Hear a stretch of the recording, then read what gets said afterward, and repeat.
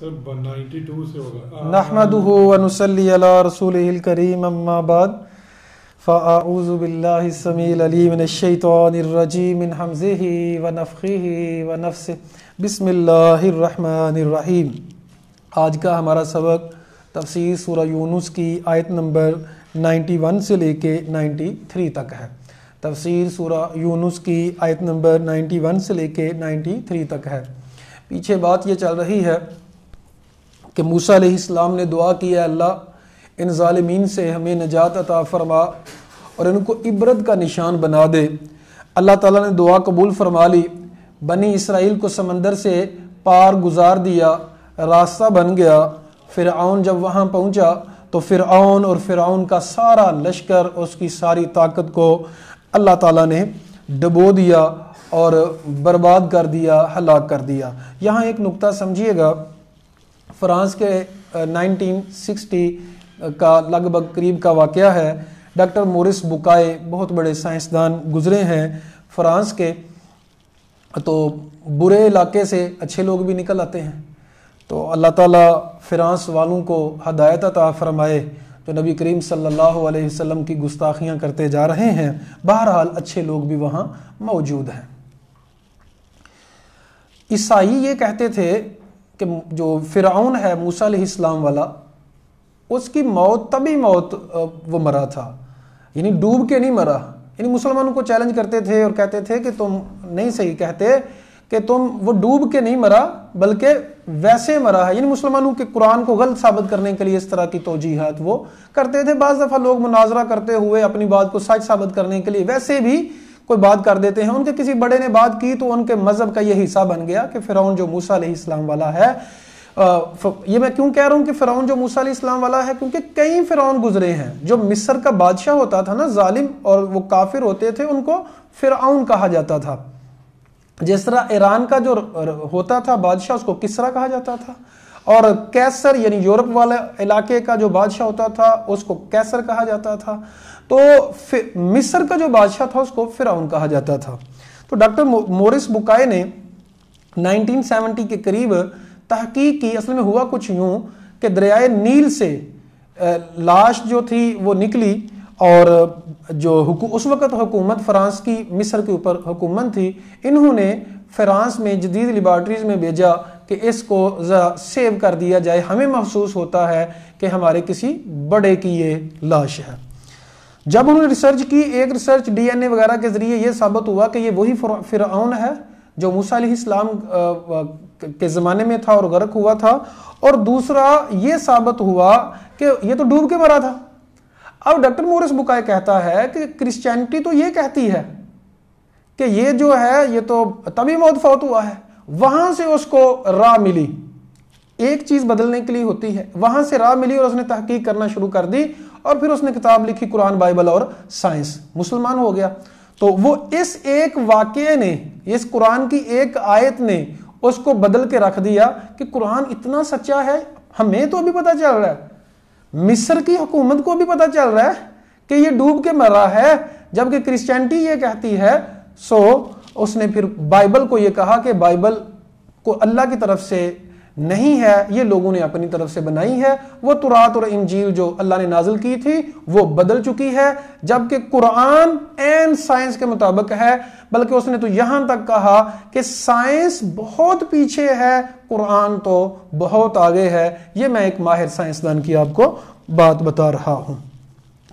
تو اللہ تعالیٰ فرماتے ہیں الآن وقد عصیت قبل, اب تو توبہ کرتا ہے, اب کہتا ہے کہ میں ایمان لاؤں گا. اب ایمان لانے کا کیا فائدہ؟ وقد عصیت قبل, اس سے پہلے تو نافرمانیاں کرتا تھا.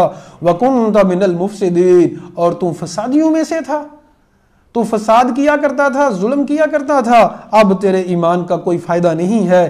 فالیوم ننجیک ببدنک, آج ہم تیرے بدن کو نجات دے دیں گے. تیرے بدن کو اس وقت اس دور میں سمندر نے باہر جو تھا وہ پھینک دیا, فرعون کی لاش کو, باقیوں کو نہیں پھینکا ہوگا. بہرحال ایک وقت گزرا کہ وہ دریائے نیل میں اس کی لاش بہہ گئی. کیا واقعات ہوئے یہ ہمیں نہیں پتا, تاریخ ہے. دیکھیں علاقے جو ہوتے ہیں وہ سمندر سے, دریا سے, طوفانوں سے مکین چلے جاتے ہیں تو برباد ہو جاتے ہیں. تو اللہ تعالیٰ فرماتے ہیں فَالْيَوْمَ نُنَجِّيكَ بِبَدَنِكَ، آج ہم تیرے بدن کو نجات دیں گے، لِتَكُونَ لِمَنْ خَلْفَكَ آیَةً، تاکہ تیرے بعد جو آنے والے ہیں ان کے لیے نشانی ہو۔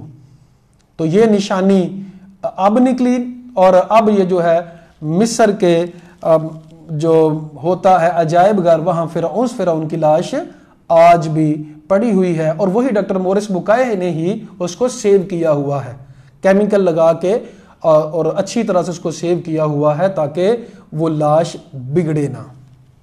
اللہ تعالیٰ نے اس کو محفوظ رکھا تھا تاکہ یہ عبرت کا نشان ہو۔ لمن خلفک آیا وَإِنَّ كَثِيرًا مِّنَ النَّاسِ، اور بہت سے لوگ جو ہیں عن آیاتنا لغافلون، ہماری آیات سے غافل ہوتے ہیں۔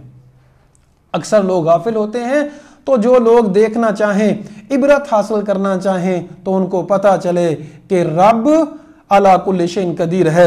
دیکھیں کتنی بڑی بات ہے کہ موسیٰ علیہ السلام کو اللہ نے نجات دی اسی دریا میں سے، حالانکہ موسیٰ علیہ السلام کمزوری کی انتہا پہ تھے۔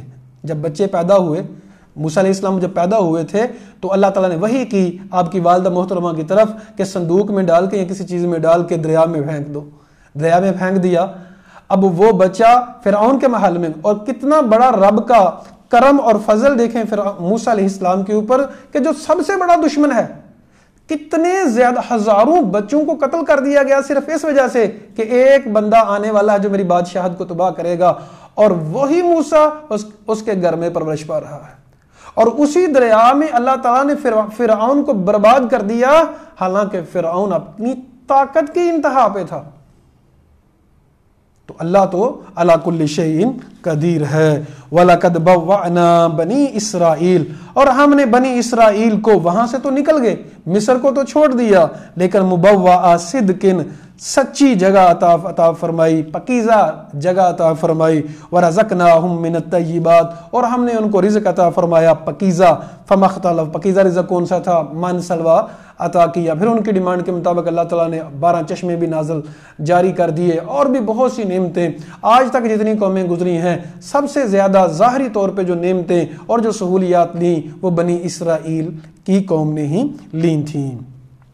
فَمَا اخْتَلَفُوا حَتَّى جَاءَهُمُ الْعِلْمُ، نہیں انہوں نے اختلاف کیا حتیٰ کہ ان کے پاس علم آ گیا۔ دیکھیں ایک اختلاف ہوتا ہے انسان کے پاس علم نہیں ہے نا، ویسے کم علمی کی وجہ سے اختلاف ہوتا ہے تو وہ تو اتنا معیوب نہیں ہے، لیکن علم ہے، پکا پتا ہے کہ ہم غلط کہہ رہے ہیں، تو پھر بھی اختلاف کرنا، پھر بھی اس کو رد کرنا کہ یہ بات درست نہیں ہے، تو یہ تو پھر ڈبل جرم ہو جاتا ہے۔ ان ربک یقضی بینہم، بے شک تیرا رب فیصلہ کرے گا ان کے درمیان، یوم القیامہ، قیامت کے دن، فیما کانوا فیہ یختلفون، جس میں وہ اختلاف کیا کرتے تھے۔ اللہ سے دعا ہے اللہ حق بات کو سمجھ کر اس پر عمل کرنے کی توفیق عطا فرمائے۔ اللہ دنیا اور آخرت کی ذلت، دنیا اور آخرت کے عذابوں سے، دنیا اور آخرت کی آزمائشوں سے مجھے اور آپ سب کو بچائے۔ اللہ تعالیٰ دنیا اور آخرت کی عزتیں عطا فرمائے۔ آمین ثم آمین۔ اقول قولی ھذا استغفر اللہ لی ولکم ولسائر المسلمین۔